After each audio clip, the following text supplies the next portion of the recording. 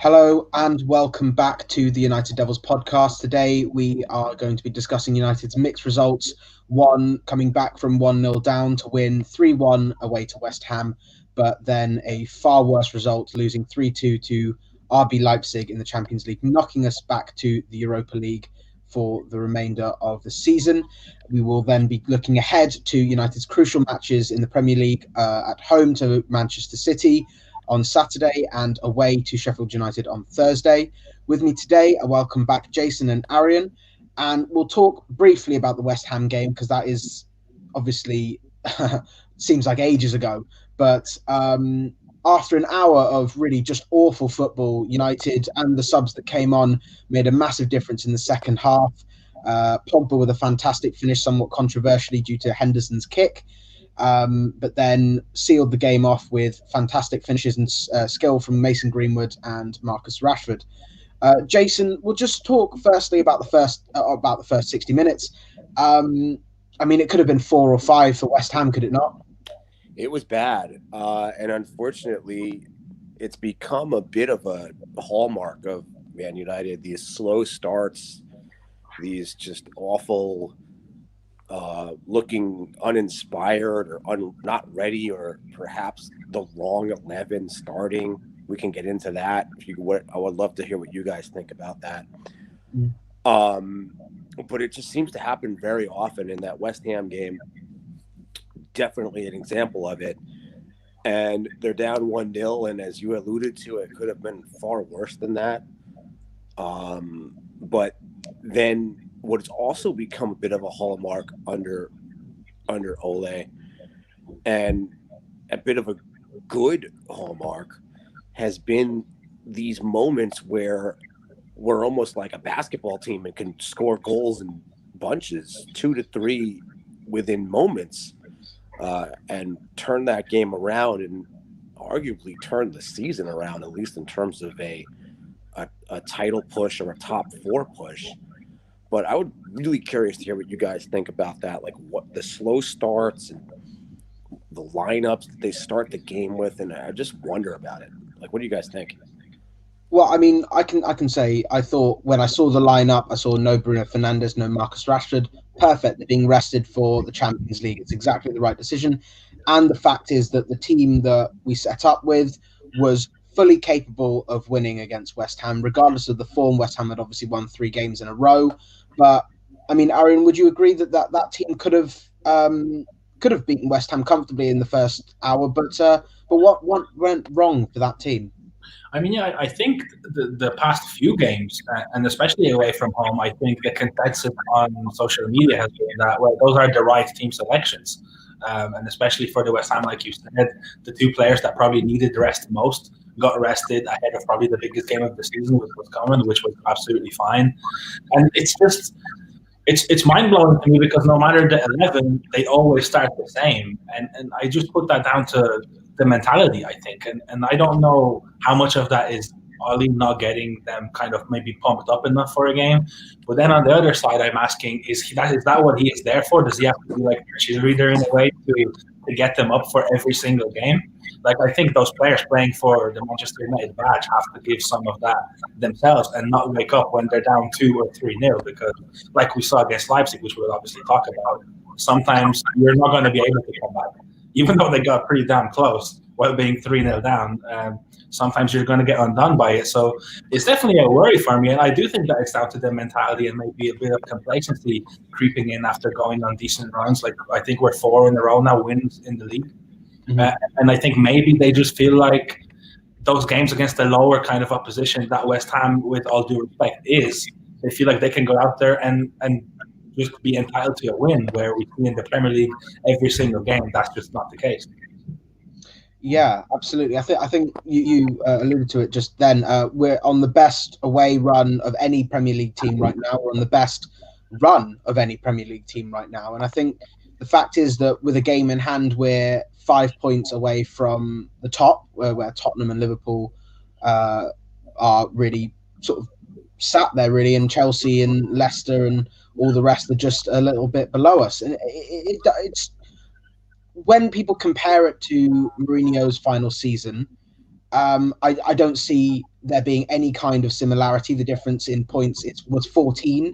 So, United were, while they were in the same position, maybe sixth place, they were 19 points behind the leaders. And I think that says a lot. And I think when people compare it to that, it's not even close. Yes, we will lose. We won't win every game. And the way we lost, the way we played for the first hour in both games was awful. I think the fact is that we're still in with a shout right now. And I think any kind of criticism of how the season's gone is more due to the mitigating circumstances of the lockdown and the lack of pre-season and all those backlashes that we suffered because of it.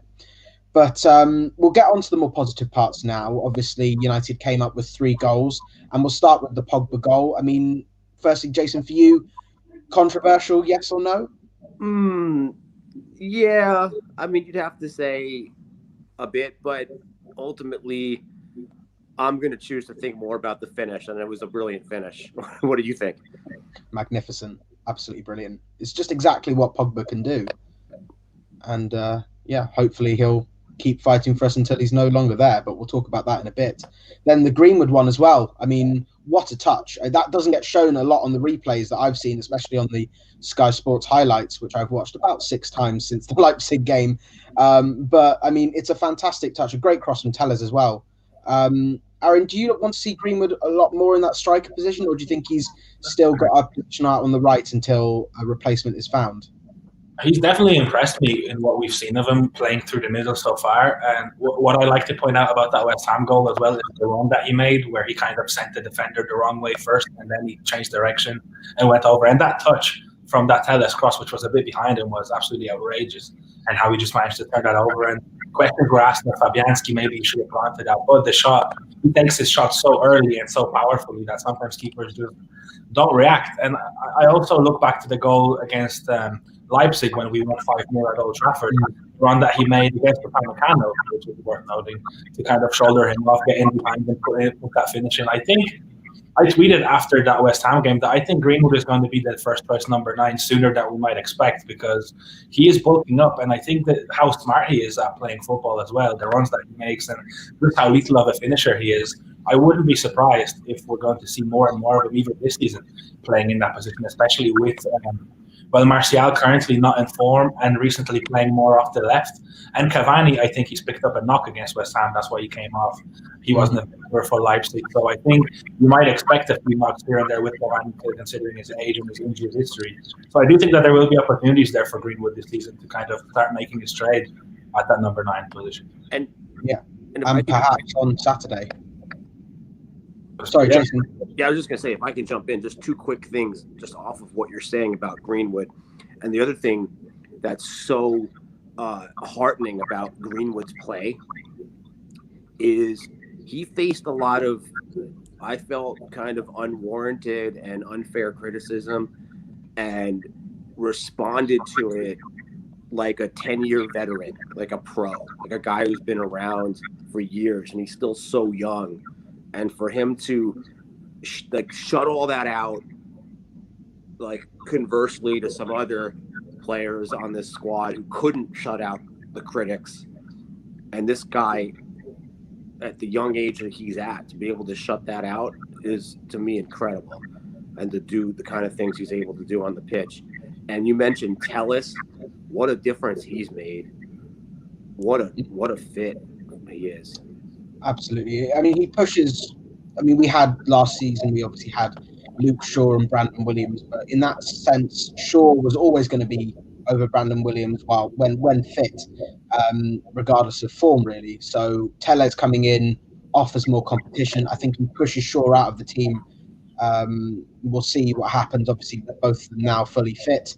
But I'd like to think that Telles is now our starting left back, and certainly a left wing back as well with his venturous crosses. But we'll move on to more negative news, really. Before we go on to the Leipzig game, obviously comments had emerged from Pogba's agent Mino Raiola that Pogba, despite saying after the West Ham game he was happy, he's glad to be back in the team, he's happy the team's being successful, he wants to make the team successful, that he's still set on leaving regardless contract talks stalled, and there's no longer a chance for him to sign a new deal. He is set to leave as soon as possible, really.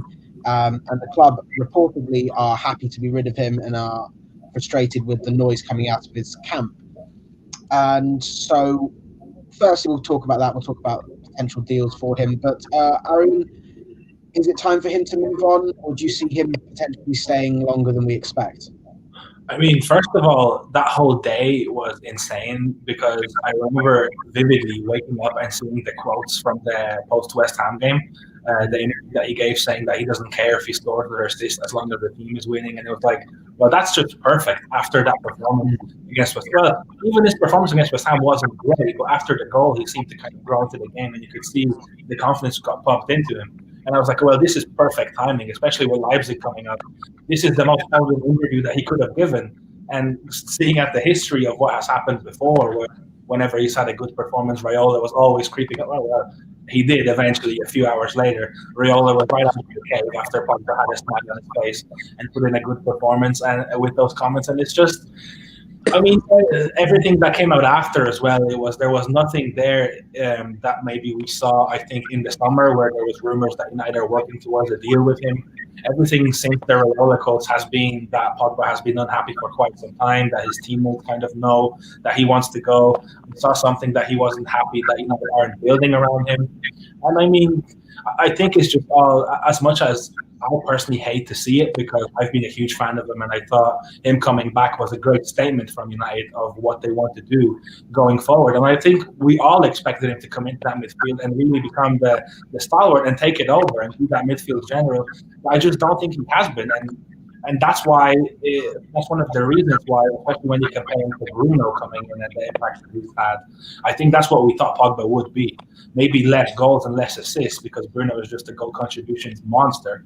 But I think that we thought that's how kind of that's the impact that Bruno would have on the whole squad or Pogba, sorry. And that just hasn't happened for him. There was injuries. I think he had that great season when Mourinho left where he was the top scorer and assister. He should have been player of the season. He wasn't. And every time there's an opportunity where there's no football, all we hear is that he just wants to leave. And he gave that interview about wanting a new challenge. And I think it's like there's no point having him and not playing him, and there is no point in him playing when he doesn't want to be here. So I think that I don't know if it's going to happen in January, but I do think that his days might be numbered here because it's just not good, especially whether Solskjaer is the manager or somebody else. It's not good for the squad and for the environment to have somebody there that's just not fully committed. No, I absolutely agree with that, and I agree with the fact because I wanted him to stay. There's some part of me that wants him to sign the new deal and sack Raiola and say, you know, I'm committed to this club. I back the future that this club has and whatever. But that is slowly dwindling that hope, and I do have a theory as to why. Maybe there is some confliction. Maybe he is actually happy and Raiola's just spreading rumours to force a move. Maybe the fact that he knows that there'll be a social media uproar at comments that Pogba is unhappy. It will force United's hand into getting rid of him, and it gives Raiola his money that he wants, his agent fees, because obviously he pocketed 41 million from the deal in 2016. Which was investigated by FIFA, but nothing conclusive could be found. But we all know that happened. And if you look at his players, the current players that are employ Raiola, the only high-profile player that could potentially make a move, surprise, surprise, is Paul Pogba. I mean, maybe you could say Erling Haaland, but that's not till the summer. That he's got a release clause that anyone would be happy to pay if they have 65, 75 million. So Pogba's the only one that he can almost force a move out of. So it would make sense for him. Sorry? Could I just add to your point real quick whenever you're finished? Yeah. That was pretty much it. So I really I want to tag on to what you said that it might be maybe Raiola coming out and taking over with Pogba, maybe not necessarily being unhappy, because from what I see with his body language, if you compare him even in training footage to what he was like in the last months of Mourinho, it's night and day, and he seems happy. He seems like he gets along with everyone in the squad. And even the way he celebrates when he scores against Leipzig as well, he looked like he was really up for it. So to me, everything is just really confusing. And yeah, I think that's why everybody would love for him to come out and say something and maybe even sack Raiola, because the first thing when Raiola says something is people associate it to Pogba and saying that, well, you surely have control of what your agent is saying. And sometimes it's just like that Raiola interview was last week, but they chose to air it out this week because of the circumstances United were in, because obviously it was going to gain the traction that it did. So it just makes the environment around the club really toxic based off one player. Absolutely. We have to obviously entertain the idea that Pogba does want to leave, because he has hinted at things that has been portrayed in a negative way. I'm trying to use my words very carefully here, but realistically, if he is unhappy and he doesn't want to be there, selling him solves more problems than it causes, does it not, Jason? Yeah, I mean that's the rub right there. Like, you guys have both hit the nail on the head absolutely perfectly with Pogba. Like, the fact is, as well as he's played at times, and you saw it in the second half of the Leipzig game, he was the best player on the pitch, arguably. Yeah. He came in, made an instant impact, nearly, I mean, you could say nearly, I was going to say won the game, but really nearly got the draw himself, basically, with creating, gosh, he had to have created 5 chances over 10 minutes. But then you get the flip side of it, where you have to account for the idea that the whole reason why the team played so poorly against Leipzig to come out might at least partially be caused by this ridiculous distraction that Pogba always seems to be. I mean, you have this wonderful result against West Ham, not a wonderful game, but a wonderful result. You're feeling great about the club. You've got the biggest game in 2 years coming up with the Leipzig match. And then you can't, come down from watching the highlights of the West Ham match without hearing about he wants to leave. And now all of a sudden there's just this air of negativity around the club. And like Arian was saying, that's a factor. Like, I mean, part of me is like, yeah, I hear you. There's no point in keeping a guy around who's unhappy. But then you watch him play and he looks so good. And like you said, the body language, like, he's not celebrating goals, not even ones he scores, but ones he's involved in, like a player who's unhappy. He looks like he likes being here. But then you get this flip side of this agent who, like you guys both said, and I 100% agree, is definitely looking to pocket some more fees, not necessarily best for the player. I mean, the guy probably gets sold to a Chinese club or something, which is not good for Pogba. He's where he needs to be, but he just either doesn't realize it or won't, sack the agent so that he could, realize it. Because, I mean, I feel like this is a perfect position for him.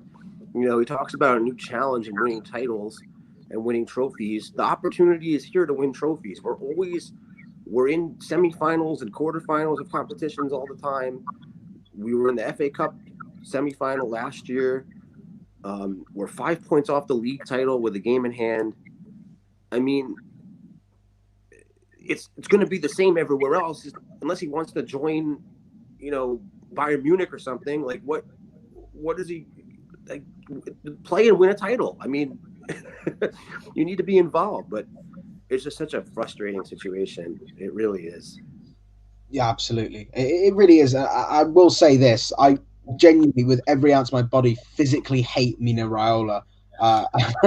But we'll move on to a potential move. Obviously, our poll result came in a few minutes ago. I say that a fair few minutes ago. But it potentially rumoured that Paulo Dybala is unhappy at Juventus. Pogba would want to move back to Juventus. And obviously, there are other links, Ronaldo being one. United were offered Pjanic and Douglas Costa in the summer. Both have moved on to Barcelona and Bayern Munich, respectively. But we'll talk about 2 potential moves. Ask you, Jason, first. Dybala swap with Pogba. Is it worth it, or is it another big name in a position we don't need?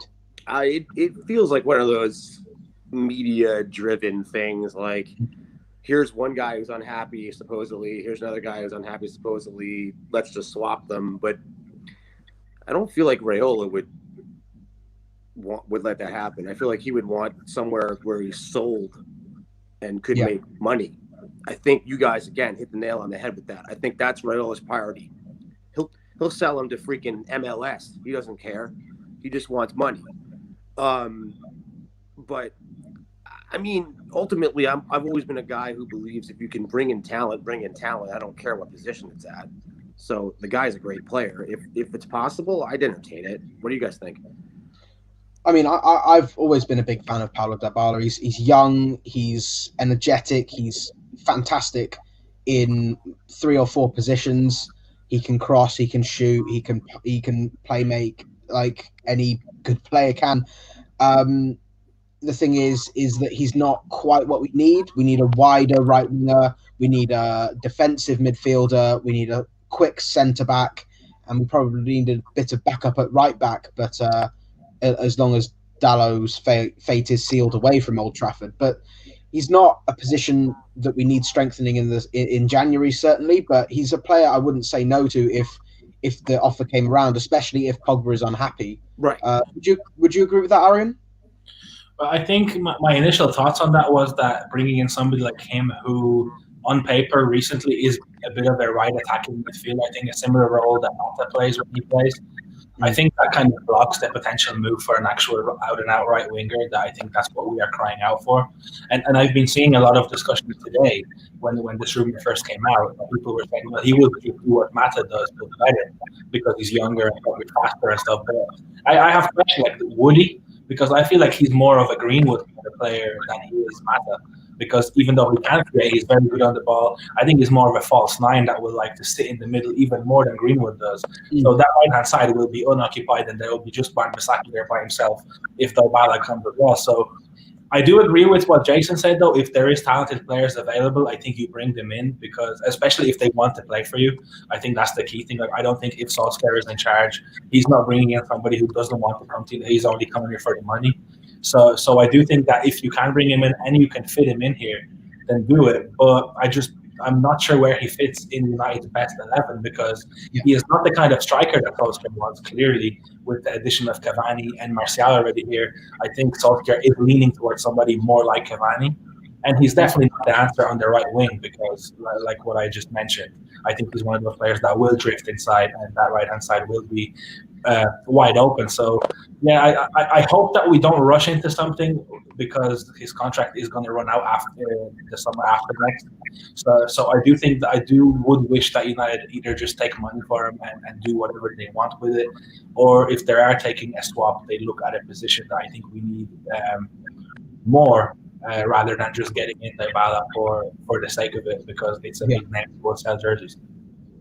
Well, I mean, I'll ask you that then. Is Ronaldo the same circumstances? But, I mean, even though he is a player that would be similar to Cavani's stature, he's a goal machine, he's a leader amongst men.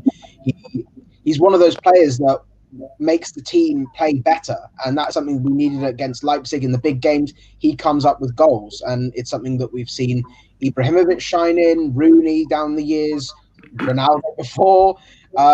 Would that be the same as Dybala, the same circumstance? We don't really need his position, or I think that's a no-brainer. I think you take Ronaldo, because, like you said, I think Cavani's on a 1+1. So if you don't want to, you don't extend him, and Ronaldo comes in, and he's been playing like more of a striker now anyway.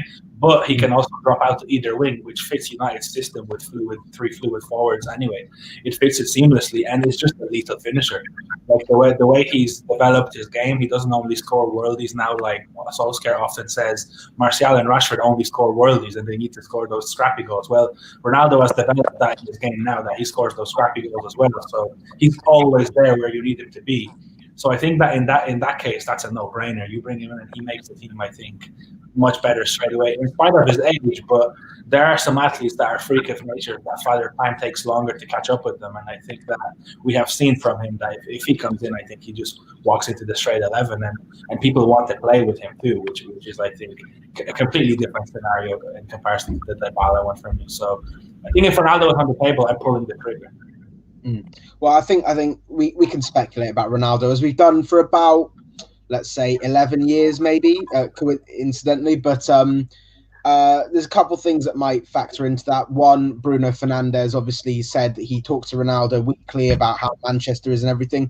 And another thing is that Ronaldo was actually coached by Ole Gunnar Solskjaer while they were at United, just after Ole retired. And Ronaldo is quoted in an interview saying he has massive respect for Ole Gunnar Solskjaer as a coach and a man, and is, well, at the time, very enjoying the sessions. Jason, do you see that being a factor, or do you see it almost just another year of Ronaldo speculation? I mean, I always want to fall for it. I always want to get sucked into it. And those little stories always make you kind of believe it a little more. But I'm still waiting for Wesley Sneijder, really. So, but yeah, I mean, gosh, if it's real this time, which who knows? I mean, stranger things have happened. But if it's real this time, I feel like those stories are the kind of things that would come out after the fact. Like, well, yeah, that's the reason. But the real reason would just be if he wanted to come here. Because I think if he wanted to come here, he would just come. Like, I think that would just, it would just work out. Regardless of who the manager was or who else was on the team. But I'm with Ari and with them. With Ronaldo, you just bring him in. You don't think twice about it. He changes the whole narrative around the club. He changes everything. Absolutely. Yeah. Well, we can stop talking about transfer news for a little bit and talk about even worse news. We'll talk about the Leipzig game briefly because it's still quite sore, and but we'll talk about firstly the way United started the game. And with the lineup, Arian, was that too defensive from you, or was that the right decision? Yeah, no, I think. Well, my first thought was when I saw the lineup, and I actually tweeted it, so I can't go back on my word now because it's out there. I said that I thought Matic and McTominay were going to give United enough energy and composure to bring the ball out if United were to play similarly to what they did in the reverse fixture at Old Trafford, which I thought that was valid. But once we saw it in action, that was completely wrong. Like, that was not what United needed in that game, and I think we saw just how valuable Fred is in those kind of games, because Matic, like last year, I think he started similarly, and then when his time to extend contract came, he started playing better, and United picked up as well. I don't know if he's coming back again. I don't think we're going to see the same Matic that we saw at the start of 2020. He just looks spent to me. He doesn't run the same. He doesn't play the ball the same. He just looks like a passenger when he plays in that central midfield. And with McTominay's limitations when it comes to ball playing, he's a player that largely relies on energy, toughness, tackling. That midfield was just non-existent. There was nobody there to take care of the ball. And whenever Bruno dropped deep, he had three men on him that were tackling him and fouling him wherever he was on the pitch. So there was nothing there. So I think, in hindsight, as that always helps, Solskjaer did get the team selection wrong. And I beg the question now, was Pogba in that lineup alongside either McTominay or Matic after the West Ham game, because it was a positive game? And then all of a sudden, the attention switched from the game to Pogba himself on Tuesday afternoon, or no, Monday night, I think it was. And maybe then Solskjaer was like, well, we can't play him because who knows how the team responds if he starts, when he just clearly said that he's leaving United sooner rather than later. So, yeah, I think, well, hindsight always helps, but I do think that when we praise Solskjaer for getting things right, you have to criticize him. And I do think that he went too defensive. I thought the diamond that we played at Old Trafford was good to contain that Leipzig team, that we knew exactly how they were going to play in the first leg. And they played the same in the second leg, but it just didn't work out in the execution. We tried to match them formation-wise. I think it was set up to be a little bit more conservative and hit them on the break because all we needed was a draw. And it just didn't work out.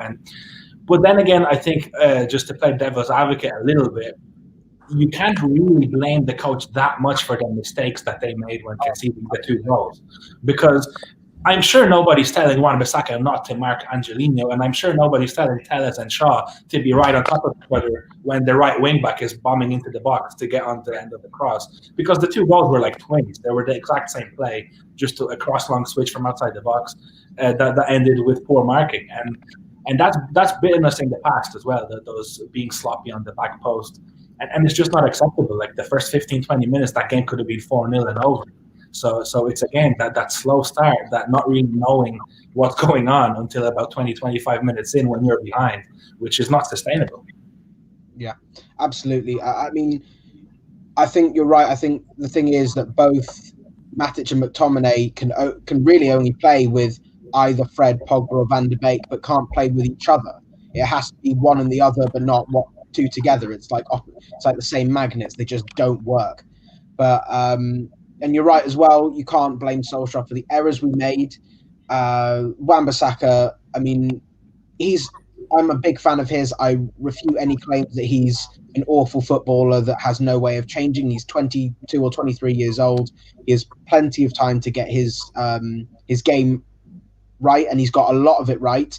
But it's something that we have seen exposed against Sevilla, against Brighton, a few times last season as well, where we were more lucky.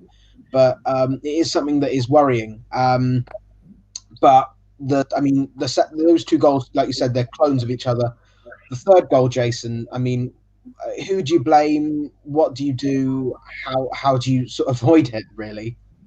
I feel like the problem in a game like that is, well, just starting from the beginning with the lineup. I think sometimes you get sucked into this idea like, okay, we need to play for a draw, so let's play defensive, and then you leave out talent, right? So clearly we didn't play our most talented 11. We played our defensive 11, right? And then you start chasing the game because you're down, and you're going to end up leaving yourself vulnerable. And I feel like, when you're pushing forward like that, and again, the goals came so fast and furious. We had nearly conceded the third one. Luckily, they ruled that out, which would you guys think that was the right call on that offside? I thought it was. Yeah. Oh yeah, it was clear. Yeah. But we've seen where they don't call it, right? Sometimes they allow that, so we could have been out of it already. And then the third one, I think it's just a situation where we're just chasing the game, and we're just too far forward and too open at the back. And I feel like our defenders are better when we possess the ball, which sounds like a stupid comment, but we really are not. We've proven, I think week in and week out, I feel like that back post has been open all season. Don't you? Even back to the first match. I don't know. As far as one individual to blame on that third goal, I don't know. I feel like it's just a situation of just being caught forward. But what do you guys think? I mean, if I could just add to that real quick, I think if you look at the goals that United have been conceding all season, it's either a cross or a set piece. Every single game. Southampton, one cross from the corner, awful marking on the set piece that was unsavable, and that's in. Basak here, conceding off our own set pieces in the first one. In the second one, also, they scored a free kick. West Ham, terrible marking on the corner. Back post wide open. They score. Leipzig, 3 individual errors, I would say, when it comes to the first 2. Lazy marking. The third one, just an overall calamity of Maguire, Lindelof, and De Gea. It's always United are their worst enemy, I feel like, in a way, where it's like, I do imagine that they do train defending set pieces, so I will give that one to the training. Like, why has that not been corrected yet? But then in other areas, like what Jason touched on, maybe their minds were just too far forward. They make so many silly individual errors in their own defensive half. Like that ball, I've been clinging into that one a little bit. I don't want to just Lindelof, but that ball that he misplaced to Pogba that led to their goal, it was embarrassing. It was a simple ball. You expect a 10-year-old to make that pass. And I'm having a hard time even coming up with someone to blame on the third goal, because I feel like 6 guys had a shot at the ball. Yeah. You know? Like, it was almost like a game of American, like, baseball or something, where, it's a pop-up and nobody wants to catch it. It's like, no, not me, not you. I don't have it. It was crazy. And then you see De Gea just exasperated. but I felt he could have gone for the ball. He should have. He should have made himself thrown himself at the ball, but he was standing there. Maguire lets the ball go. I think we often see either Maguire or Lindelof where a cross is coming in. They just let it go inside the box. Like, they don't attempt to clear it.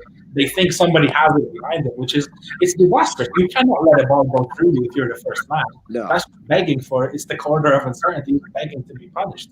It's like some of those mistakes are like schoolboy errors, which blows my mind sometimes. Yeah, I think I turned to the person I was watching the game with, and I said, that's a cheeky dummy there by Maguire. That's what it looked like. He almost like, he lets it through to the striker. It's just the shame is that he'll have that one bad moment, and then everyone will pounce on them and say whatever they have to say. I mean, I saw one thing saying Maguire's been bad. He'll have 10 bad games, but then he'll have one good game and everyone will praise him again. But in fact, it's the opposite now. He had 10 good games and then one bad game and everyone will slate him now. But we'll move on from that because, I mean, Twitter is a fickle app and it will change your opinions in a one quick tweet. So we'll move on from that. But I mean, certainly going into the Europa League is not something that we would have wanted to have happened. It shows that there isn't as much progress on that front as we would have hoped in the last 12 months. But it's certainly one that we can still win, and I think we have to be confident in being favourites to do so, regardless of the good teams in there, notably the ones from England. But that is something that will have to be considered later down the road. Obviously, the draw is on Monday night. We'll move on, though, to earlier matches. Manchester City. It's going to be a massive test for United because not only is it at home, which seems to be a problem, but it is against a team that is still very capable of blowing any side in Europe away, despite their poor form and the fact that they are actually below us by a point, same games played. So, Jason, what do we do in this one? Is it a back five and a Fred McTominay pivot for this game, or do you see it being 4-4-2? Or you need to play a side. I mean, because you have to figure, like every game against Man City the last, really 8 years, we're not going to have the ball much. We're going to be defending and trying to counter. So you need that group that's able to pivot and able to turn defense into offense and use what we have, which is a good ability. We still have a very good ability to counter. So I like the idea of Fred, despite his crazy mistake the other day, which we haven't really even gotten into. I saw where people were calling for him to be like benched forever, which I feel like people go too far with stuff like that. But I think I would go with the standard 11 that we've seen that's worked with Fred at a pivot. I think I would do 4-4-2, as boring as that sounds, because I think you have to have solid. I think you have to start with solid defending, but not like we did with Leipzig, not the craziness of. Like, I think they get confused when they try to play that back five where it's really a back three, and I think they struggle with man marking. I think they do better when it's standard, and I think I would just stick to basics. 4-4-2, Fred, that pivot point, Bruno. I think that's how I'd play it. What do you guys think? Aaron, you go first. Yeah, no, I totally agree. I think it's that kind of a game where Solskjaer go back to the trusty, reliable midfield that is Fred, McTominay, and Bruno. Whether it's in a 4-2-3-1 or I don't know, a 4-3-3, because it depends now. We have options up front now, because I think when you look at the midfield, you kind of know, well, if we have a big game, like Jason said, we're not really going to be on the ball too much, and what we need is to progress the ball within 2-3 passes to go forward and break on them, especially on the high line. I think McTominay and Fred are the go-to. They've been in big games. But the question comes up front. We've seen the Rashford, Cavani, Martial three work very well, although Martial hasn't been scoring the goals, but it has worked well. Greenwood is coming back into form.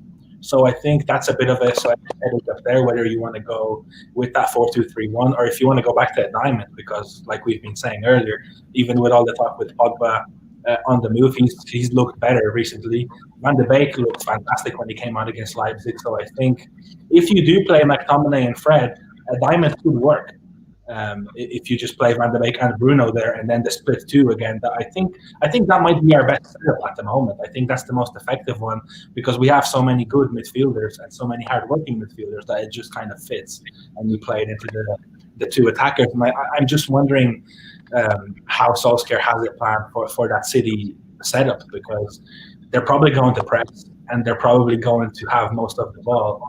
For which then I think to adapt to that, to be able to break out of the press, but also progress the ball quickly.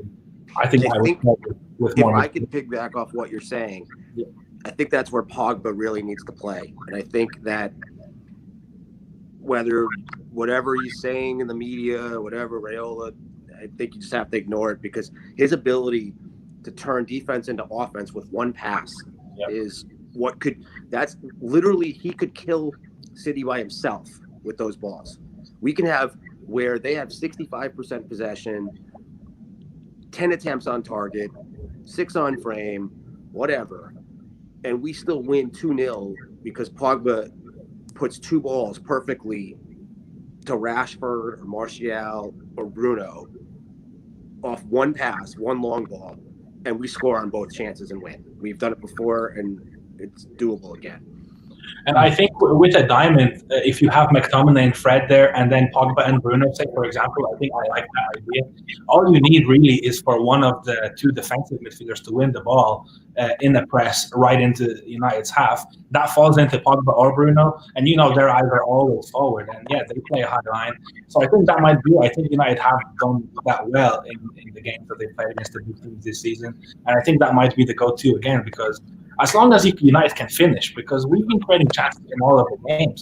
Like most of the games that United have been in this season, they should have won most of them, but they just haven't converted, and then errors have led to losses. So I do think that being clinical against City is going to be huge. And we showed in the last 2 games, especially last season we beat them 3 times, that United are capable of being clinical when needed, but it just needs to come now, especially in the league, with more consistency. Yeah, absolutely. I think the fact it's puppy time. Scratched at the door. Sorry about that. That's right. I think one thing, though, I think the difference is, you said we beat City 3 times. The one difference was we were playing Pereira in DM and Phil Jones as a centre-back, and that was the difference, really. You're right. I think it seems like you've made a unanimous decision that it's going to be Telles, Maguire, Lindelof, and Wan-Bissaka as the back 4, De Gea in goal. I agree. Fred has to play. McTominay has to play. Their energy in midfield, the way they work in a partnership is sublime. It's worked so well last season, and hopefully it will do wonders against City. Where we might differ, I can definitely see Ollie leaving Pogba out, even though he had a great game against Leipzig. I could see Van de Beek starting, but honestly, either one of them starting, that would be fantastic. If it's Fred, and McTominay, that's where we'll all have disagreements, I think. But I think undeniably Fernandes is going to start, Rashford's going to start. I don't know whether Martial's fit or not, because him and Cavani obviously didn't travel, but any of those 3, Cavani, Martial, Greenwood starting, that would be fine by me. I think even then he could start Daniel James just because of the defensive winger position he has. But I think when you have the other 3, if they are fit and available, you can't not start them. So we'll have to see about that. But predictions, Jason, you go first. I think I have a good feeling about the game. I really do. I think it's going to play out the way I think we match up well with City when we play right. I think when we play exactly the way we're talking about, where we have our ability to transition defense to offense and hit them on the counter, we've seen, as good as City is, as good and as talented as they are, they're very vulnerable to good counter teams. They always have been, because they are a high pressing, very aggressive, everybody forward, think they can beat everybody 5-0 type team. And I think they leave themselves vulnerable. I think we can win. I think we can win 2-1. Aaron, would you agree? Yeah, I do think, like I didn't say, that we match up with them well. I think we've seen that in the last 3 or 4 games. The only one that they blew us away in was when we played a poor back line, and they made calamity mistakes, and we just got killed at Old Trafford. But the other 3 games, I think United had a game plan, and City, I think, fell into that trap every single time, and United pounced on it. And yeah, it's hard for me to bet against United because even though they've lost to Leipzig and they've lost to PSG, those were like we see what they are capable of, and it's literally it takes 15 minutes for them to turn on the switch, and they can get away from you if they just take care of the chances that they get, because they create a lot of chances, and Bruno is the top chance creator in the league for a reason, because there is a lot of chances. They just have to start burning them. And I think Martial being top scorer last season was why we were so effective, because he was scoring a lot of goals. So I think if he plays, it would be ideal if he could kind of open up his scoring record this season and put a few of those chances away that I think United would inevitably have. Now, when it comes to prediction, like I said, I don't like betting against United because I know I kind of believe in this team. It's the first team in a while that I do believe that they are capable of doing something, and when they are up for it. So I do think that it's going to be a good game, and I'm not as worried as many people I think are that they are just going to blow us away, because we've seen this before where United drop points and then they turn over when they really need to turn over and step up. And contrary to popular belief that they choke everything, that's not the case. They do step up in some moments when they need to. So I'm going to go conservative here though, because whenever I predict that we win, we don't. So I'm going to say it's going to be a 1-1 draw, and I think on paper before the game I would take a draw. But I do think we're capable of beating them. Yeah, I mean, obviously, I'm now with PTSD and nervous that we're going to lose every game. But I do think we can beat City. We have every capability of beating this team that aren't the best. They still, the signings they've made are okay. Ruben Diaz does make it a bit more solid at the back, but still not quite there. Ake's injured. Ferran Torres is a decent squad player. But I mean, he's not much more than that. I hope that doesn't come back and bite me, but that is what I think of him. I think the fact is that we can get at the City team. The fact that we've had a day extra of rest is massive. They obviously played last night, won 3-0 quite comfortably, but they did bring on Aguero and Sterling, albeit late on, so we'll see how that turns out. But apparently Aguero is completely out of the game. We'll have to see if that's just Pep mind tricks or not, but it seems that is one thing, so Jesus will probably start. But for me, I'll have to say 1-0 win. I think we can get a 1-0 win and seal it off, because we do play defensively well most of the time. It's just a shame that it really was exposed in the last couple of games, really. So we'll have to see. But after that match, it will be on Thursday night, something we will have to get more familiar with as the season gets on, unfortunately. But Sheffield United away, a team that hasn't won all season long, a team that held us to a 3-3 draw somewhat controversially last season. After being 2-0 up, we managed to find ourselves 3-2 up after 3 stunning counter-attacking goals. But then Ollie McBurney handled the ball into the back of the net. I'm standing on that point that he did handball it, but it was allowed. And so, do you think Arian change of fortunes at Bramall Lane? I mean, they look awful. Well, they have a point.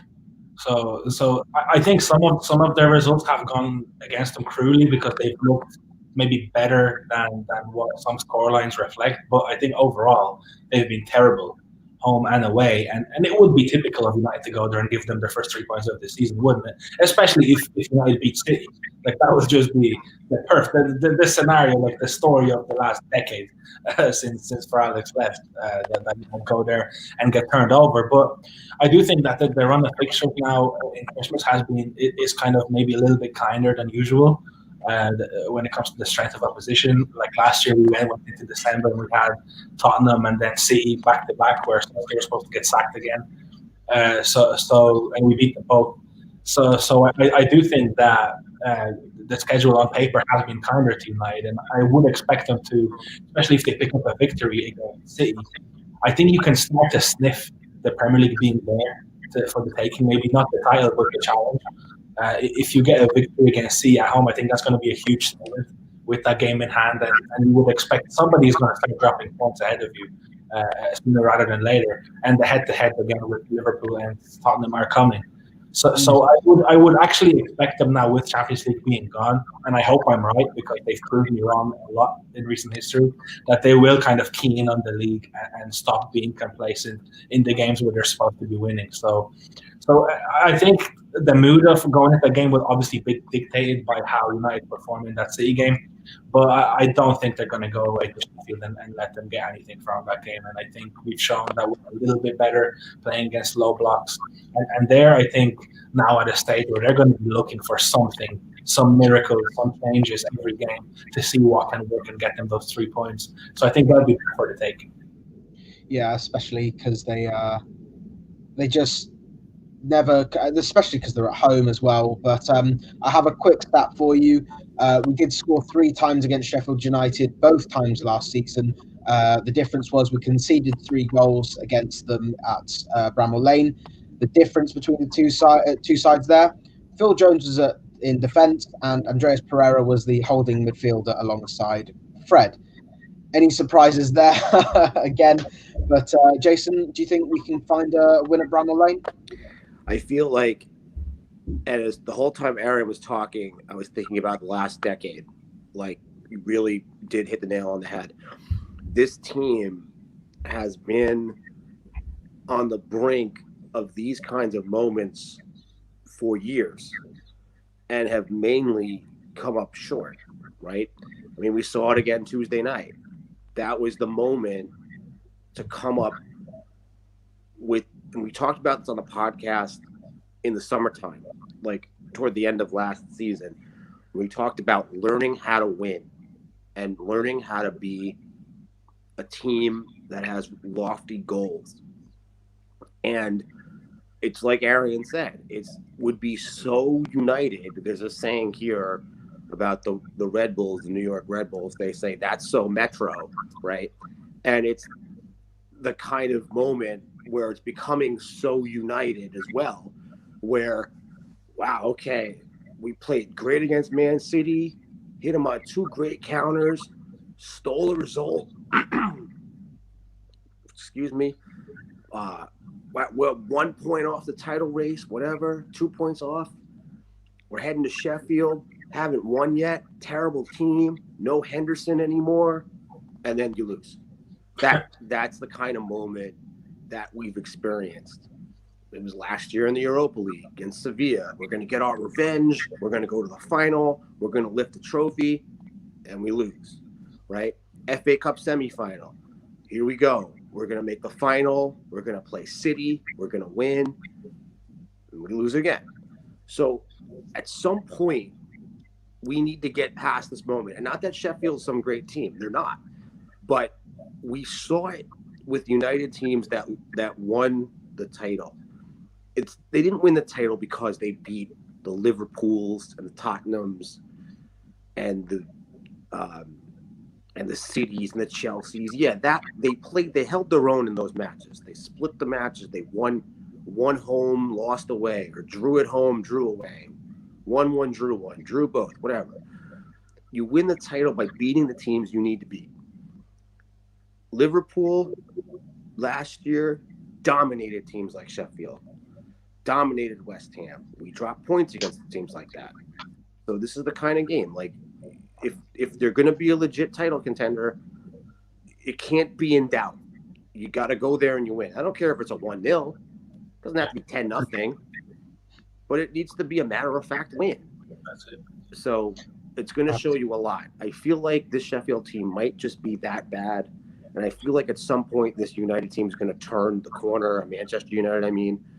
So I think they'll win it. I think they're going to win against City, and I think they're going to win in Sheffield, but I don't know. I just maybe I'm just hoping against hope and thinking that we're finally going to turn a corner. I think if I just could answer that really quick. Yeah, absolutely. I wrote in a match report on the Leipzig game. I think it was this team now. Last season when they reached the 3 semi-finals and they lost, we said, well, this was the first time that this team reached 3 semis It was a new manager that's still learning. It was the first time for a lot of those players to play at those kind of magnitude.